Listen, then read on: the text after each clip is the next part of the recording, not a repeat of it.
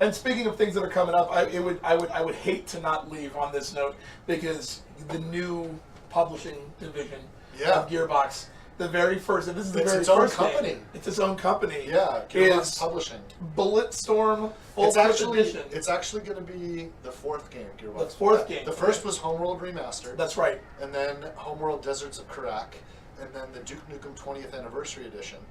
Or 20th Anniversary World Tour is what they called it. And now Bulletstorm Full Clip Edition is coming. Full Clip is coming out in April. Yeah. In April, yeah, with People Can Fly. That's right. Honestly, one of my favorite first-person shooters. I felt was the most underrated games of all time. It was so crazy fun. It's so crazy. I always joke that it's the Tony Hawk of shooters. I wish I made that game. I wish I made that game. It is so fucking fun. And you guys are putting and a lot of people didn't know about it. You know, I think those guys got really boned because they got owned by, they got bought by Epic, and they had a great game, and Epic definitely helped them get a better kind of publishing arrangement than they probably would have gotten on their own. But what happened there was, EA signed that deal to publish that game, and I think EA didn't do it for Bulletstorm. I think they did it to try to get in with Epic, hoping they'd get a bigger piece out of Epic later or something, right? And so, although there was kind of like a effort to get behind the game and publish it, it wasn't what the game deserved.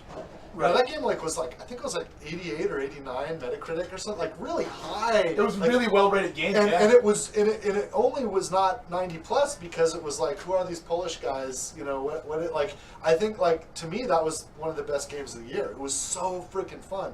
And what happened, People Can Fly regained their independence. Epic let them loose and let them keep their property. And what did these guys do? They just went into the tank and rebuilt their game for Xbox One and PlayStation 4 and PlayStation 4 Pro. Yeah. So it runs at 60 FPS and 4K. It's just I happen to have a PlayStation 4 crap! Pro. It's unbelievable, and it looks freaking amazing, and it's super fast and super fun. And I wish I'd made that game. And the fact that that Sebastian over there is trusting us to help him reach customers with it is just cool as fuck. It's but to be fair though, I think it's a good move for him. We set up Gearbox Publishing because we wanted to be the most developer-friendly publishers on the planet, and the deal that we did with him, he's getting, this is unheard of. We were creating deals for third-party developers that are the kind of deals I wish I had. Yeah. Right? So he for the first pile of units sold until he's way made his money back and is profitable, he's getting 100% royalty rate. We are literally making no money until he's made his money back and he's profitable. Him first, and it should be that way. I shouldn't publish it unless I believe in it. Yeah. Right. So he gets to make his money back first. He gets to make his profit first. Then we participate with him 50-50 for a while until we recover the costs it took us to do it, and then it goes 70-30 in his favor. Wow. That's insane. No developer ever gets anything close to that. The best we get I remember when I started out with Half-Life Opposing Force, I got 16%. Wow. Can you believe that shit? Yeah. And the only reason I can say that is because Sierra Online's out of business now. So they can't. So screw them. No. I mean, we have to sign confidentiality agreements and all this stuff that we can't even disclose this kind of stuff. Yeah. But they gave me 16%, and we knocked that game out of the park. That game was amazing, and everybody loved it, and it sold order of magnitude more than they expected, and it signal boosted Half-Life itself. When Half-Life launched, it did 440,000 units in its launch window. Can you believe that shit? You wouldn't think so. 440,000 units. Right? How amazingly popular it is. I know, right? It's one of the greatest games ever made, right? It deserves to do 40 million units. But we signaled then they were able to repackage our product with theirs and make bundles, and it helped become a franchise. So I really did a lot for that, and the team that worked on the game with me did so much.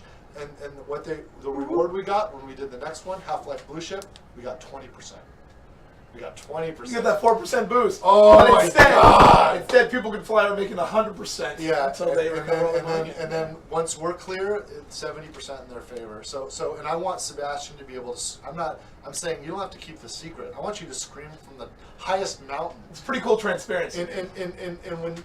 And I want he's not going to brag a lot about it until it all is true, right? We need the results to come in, but I want him to scream from the highest mountain. I want every developer that's got kick-ass awesome stuff to look up Gearbox and let us help you reach market. Because we've been fortunate. We've gotten to a point where we can actually do this stuff now. We've become certain. We're officially licensed publishers on all the platforms, and we can do this now.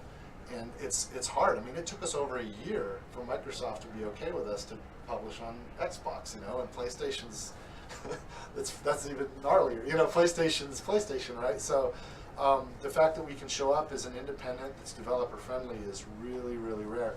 And I love the big publishers. Like some people have asked, are we going to be able to publish Borderlands or something? It's like, I can't do that. I'm not there yet. So don't bring me AAA stuff, because we won't do as good of a job as the big guys that have big stuff everywhere. But for little things, like we'll help you do a lot better than you would ever do on your own. We can help you get into retail. We can help you get on platforms that are hard, not as like the independent developer path, but as a real path where you get real signal boosting and real money for it. And we'll do that with joy and happiness and passion, and as gamers and as developers, which is really, really rare, because we're in the games business. We're not in the stock business. Yeah. There's a big difference. There is a big difference. It's astonishing. All these guys are in the stock market business. They're not actually in the games business. Yeah. So anyway, it's just something that I feel very strongly about, and I hope we can make a difference there in the market, in the industry.